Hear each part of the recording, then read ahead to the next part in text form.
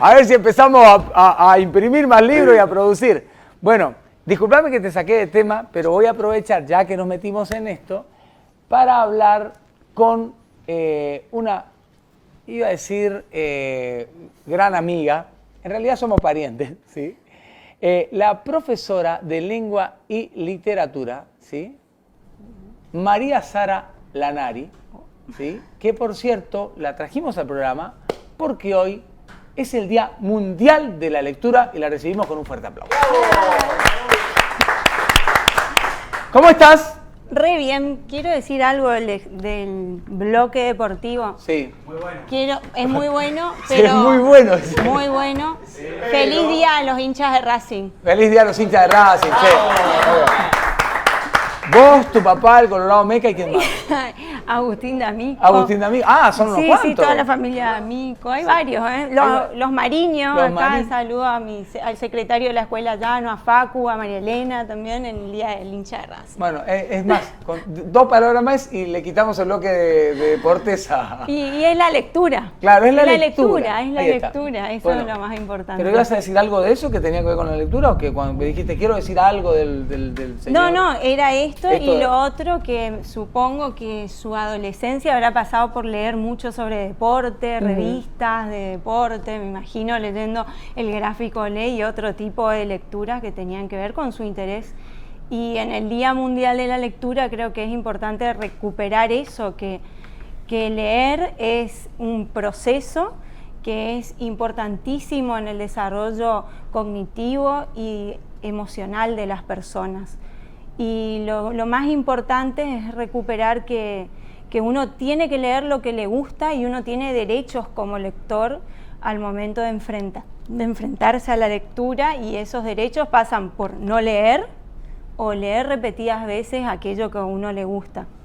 Y bueno, para darle una cuota, digamos, de... Sí, algo de respiro a este muchacho que ya lo tuvimos matando. Nuestro pobre compañero que sí, seguro que leía mucho. Y leer no es solamente esa capacidad de poder leer en voz alta o de codificar la lengua en voz alta, sino también es un proceso que ayuda a construir sentidos y una visión de mundo que nos ayuda a crear digamos, una mirada crítica de lo que nos rodea.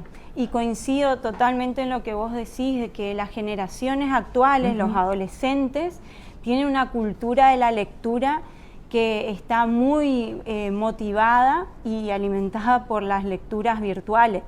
Y eso ayuda muchísimo a fomentar y seguir trabajando en este proceso dentro de las aulas.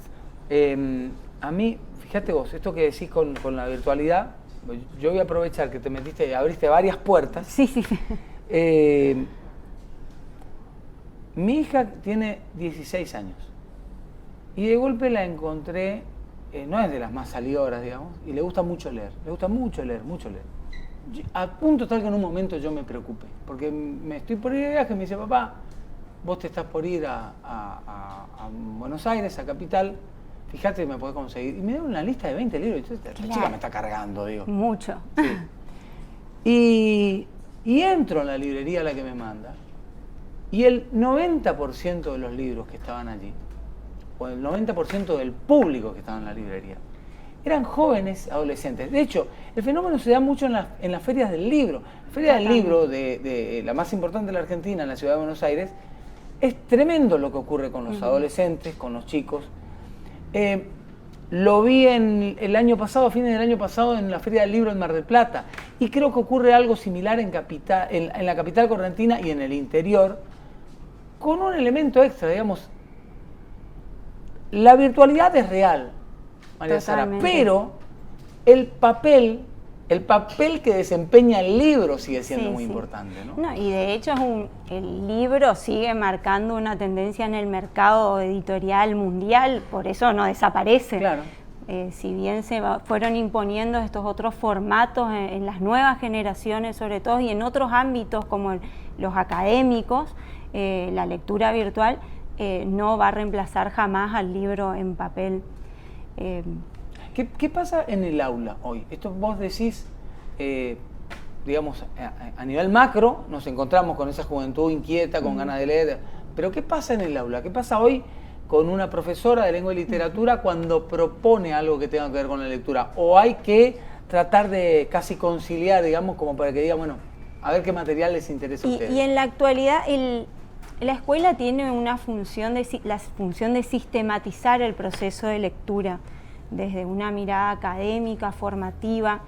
La lectura no es algo que esté solamente vinculado al área de lengua y literatura. Yo siempre defiendo esto de decir que cada docente de cada materia debe enseñar a sus alumnos a leer sus textos. No es lo mismo leer un libro de historia que el libro de biología, que leer poesía, que leer un libro de teoría en matemáticas. O sea, cada docente tiene que tener ese compromiso con la lectura de su área.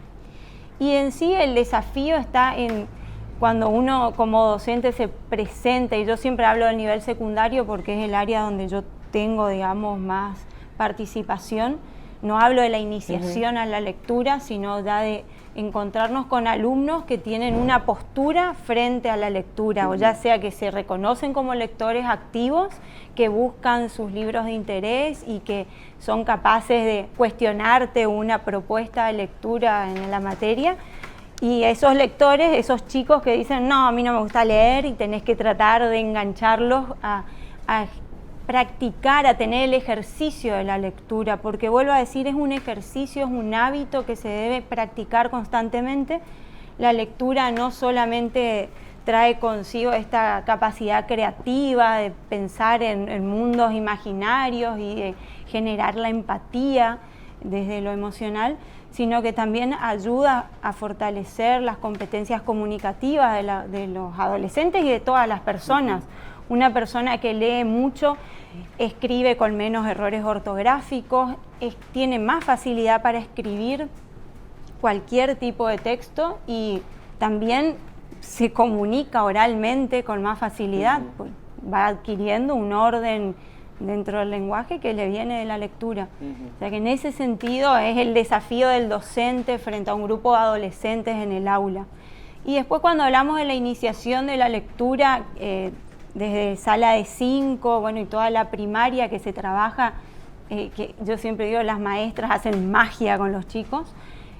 Lo importante es acompañar con la familia. O sea, en esta fecha tan importante que es una efeméride mundial de recordar, o sea, de poner sobre la mesa de discusión la lectura como un proceso importante cognitivo y emocional, decía hoy. También tenemos que tomar conciencia de las millones de personas en el mundo que son analfabetas todavía y que están pasando, ya sea por situaciones políticas, sociales o culturales, por procesos que le impiden acceder a la lectura como vehículo cultural, ¿sí? Eso es muy grave. Y en esa iniciación de la lectura, para mí el rol principal está en los adultos y en la familia. O sea, es el adulto el que debe generar el espacio y generar el rito de la lectura. Y por ahí, bueno, yo siempre recuerdo de mi abuela leyéndonos cuando éramos chicos, o de una maestra que nos leía un cuento, y cómo uno, sin querer queriendo, va transmitiendo a los hermanos, a los primos o con quien juega ese hábito de leer en voz alta, de leer para otros, ¿sí? Bueno, y eso para mí es importantísimo. A ver, hablaste de analfabetismo en algún momento también. Sabes que nosotros tenemos acá en este programa a un señor, el señor Emilio Carotti, que nos persigue con el tema de los errores ortográficos. No nos persigue, pero está bien, digamos. Y sí, es difícil. Pero también es cierto que hoy parece que todo vale. Parece que el que está tratando de corregir es el que está equivocado. Claro. Es una cosa increíble, sí. Pero ocurre y ocurre cada vez con más frecuencia. Y lo otro, yo te hablaba de analfabetismo, porque digo, ¿a cuánto hemos acotado hoy el vocabulario utilizado? ¿Sí? Porque me parece que ni hablar de la utilización de un diccionario, de buscar sinónimos, ¿no? Ese tipo de cosas ya no aparecen. No, pero es como que nos movemos en eso sí que en el ABC. Y no ocupemos el resto del abecedario porque no hace falta. Sí, de hecho, la semana pasada, no puedo precisar en qué fecha, pero salió una nota en en una red, digamos, social de uno de los diarios nacionales, diciendo que la Real Academia Española reconocía justamente que un hablante adolescente promedio utiliza de las no sé cuántas miles de palabras del lenguaje español, solamente 200, y cada vez se acota más porque, bueno, es una cuestión cultural de estos tiempos y eso uno lo ve en las aulas cuando a un chico le pide una opinión sobre algún tema de interés que realmente le puede interesar y se ve limitado a poder expresar lo que piensa, lo que siente sobre eso, porque está todo acotado a un mensaje de texto, a los caracteres, a los 120 caracteres del Twitter, que por suerte se amplió. Vos sabés que cuando decías esto, se me venía a la mente algo que ha pasado. Yo alguna vez escribí algo respecto a este tema, porque el tema son las letras de las canciones patrias, ¿no? Las canciones patrias, las tradicionales, obviamente muchas de ellas utilizan hasta un vocabulario que hasta para nosotros era desconocido. Ahora, las generaciones que vinieron detrás le inventaron palabras a cosas que no dicen directamente allí, ¿no? Y es como que, si vos comparás cómo hemos ido perdiendo esa riqueza real de palabras que venían muy bien ayornadas y que estaban muy bien insertadas en determinados espacios y que hoy la mayoría de las personas las desconoce, porque eso también es una realidad. ¿Puedo intervenir? Vos sos la que sabe, yo estoy haciendo... No sé, apenas sé, pero eso también tiene que ver con un proceso dinámico de las lenguas y de la cultura. O sea, hay ciertas palabras que uno dice, wow, esta palabra, el valor que tenía en ese contexto, por decir la palabra yugo en la letra del himno, que en una estrofa que ya ni siquiera se canta, y hoy ni se usa. Vos preguntás qué es yugo, nadie va a saber, capaz asocian a otra expresión cultural, pero es justamente por esa dinámica, ese proceso dinámico de la cultura, es lógico que pase, y así como algunas palabras van perdiendo referencialidad, surgen otras que van teniendo más sentido y son más palpables en el entorno. O sea, siempre hablamos en función a referentes, esa es la verdad. Y si tuvieras que resumirlo, ¿por qué hay que leer? ¿Y por qué leer? Pues, no puedo resumir por qué hay que leer. Creo que en esta charla decíamos, bueno, que hay que leer porque primero es un proceso de adquisición, digamos, del saber, del conocimiento, y que es un escuchen ejercicio. Los más chicos que están del otro lado, eso queremos, básicamente. Milena fue mi alumna, así que ya sabes. ¿Milena fue tu alumna? Sí, una gran alumna, gran escritora de textos de opinión. Sí. No, Milena está vieja. Milena crece, los otros pasa lo que siempre, el resto crece nosotros. Claro, ahí, por ese camino de la escritura. No, pero lo más importante es esto, la adquisición del saber, o sea, la lectura. Desde que se imprimió el primer libro en el siglo XVI con la imprenta de Gutenberg, fue el libro impreso, y la lectura fueron la forma de llegar al saber. Eso como algo primordial.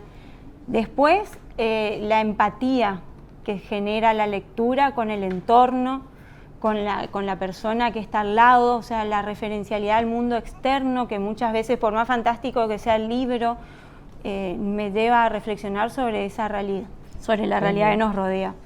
¿Sí? Y después porque, como dicen los neurocientíficos, también la lectura ayuda, o sea, ralentiza el envejecimiento cerebral, o sea, nos ayuda a mantenernos más activos, jóvenes cerebralmente, y eso es algo gratuito, digamos, que nos trae la lectura. Así que a leer lo que se te cruza por el camino. Lo que se te cruza, no importa si es una revista, si es el diario. Leer no quiere decir que uno tenga que leer poesía o literatura solamente, uno tiene que leer todo lo que pueda, ¿sí? Y lo que le gusta. Sara, muchísimas gracias. Gracias a ustedes por invitarme. Gracias por el tiempo. Me encanta esto.